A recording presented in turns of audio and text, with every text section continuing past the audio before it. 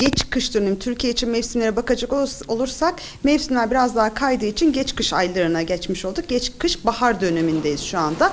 Evet, her mevsimde belli virüsler gözüküyor. Şu andaki virüslerde daha çok RSV'lerden çıkıp, yani küçük bebeklerde solunum sıkıntısına, akciğer enfeksiyonu neden olan RSV'lerden çıkıp daha büyük çocuklarda nezle, grip, soğuk algınlığı dediğimiz çocuğu hemen iyileştirmeyen ama süründüren viral enfeksiyonlar dönemine girmiş bulunuyoruz. Ayrıca bunun dışında bazı döküntülü hastalıklarında görülme mevsimi geldi. Nedir? İşte su çiçeğinin, eğer aşısızsa çocuk, su çiçeğiyle ilgili döküntüyle giden hastalıklarda artış görebiliriz.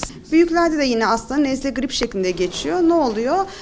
Burun akıntısı, hapşuruk, öksürük, mevsimde alerjik dönem başladığı için gözlerde kaşıntı, kızarıklık, yine burun tıkanıklığı, bunlar daha çok görülmeye başlanıyor. Bazen bu burun tıkanıklığı, öksürük, hapşırık, gözlerde kaşıntı, yani alerjik durumlar enfeksiyonlarla karışabiliyor. Gereksiz yere antibiyotik kullanabiliyorlar. O yüzden de alerjik bünyeye sahip olan bireyler tedavilerinde bu dönemde aksatmamalılar. Mevsim aslında şimdi Nisan mevsimi, Mart-Nisan ayları bizim için alerji mevsimi. Her öksürük, hapşuruk, burun akıntısı bir enfeksiyona işaret etmiyor. Daha çok alerjiye de işaret edebiliyor. Bu açıdan da uyanık olup gereksiz yere antibiyotik tedavisi ve başka tedaviler almamak gerekiyor.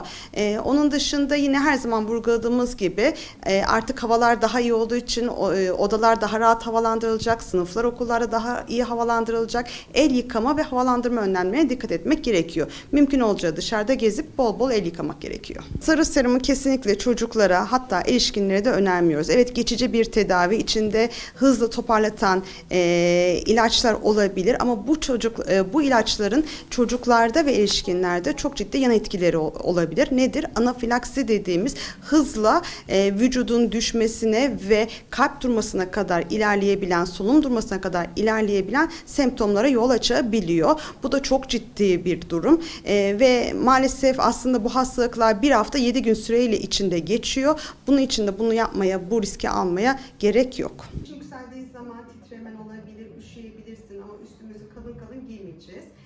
Onun dışında birazcık toparlayacaksın, dinleyeceksin, bol bol sıvı içeceksin, suyunu içeceksin, hiç ihmal etmeyeceksin bunları. Onun dışında bir hal hissedecek olursan bize tekrardan annene söyleyip bize başvuracaksın. Tamam?